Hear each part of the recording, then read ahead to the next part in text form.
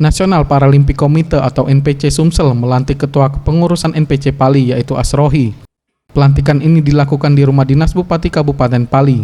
Dalam kegiatan ini turut hadir Ketua NPC Provinsi Sumsel Rian Rafari.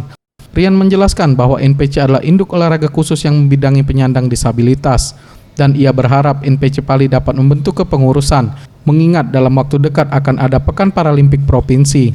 NPC itu adalah induk olahraga, ya kan? Jadi sama dengan KONI. Jadi kalau KONI itu membidangi olahraga umum, di NPC itu membidangi olahraga khusus penyandang disabilitas.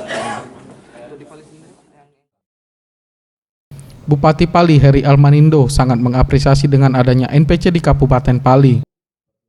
Heri juga menghimbau kepada seluruh orang tua yang memiliki anak atau anggota keluarga yang menyandang disabilitas untuk diberikan peluang dan memotivasi, minat atau bakat sehingga mereka tetap berprestasi. Ya, tentunya kami dari pemerintah Kabupaten Benoa hadir apa disampaikan Ketua NPC tadi, ada 3 atlet kita, tentunya kita jangan cuma 3, nantinya insya Allah ke depan itu atlet-atlet Pali ini akan berkiprah di provinsi, seluruh Indonesia dan internasional. Untuk itu tentunya kami perlu dukungan seluruh pihak, baik dari NPC Provinsi Selatan dan seluruh masyarakat kita, dan baik KONI juga.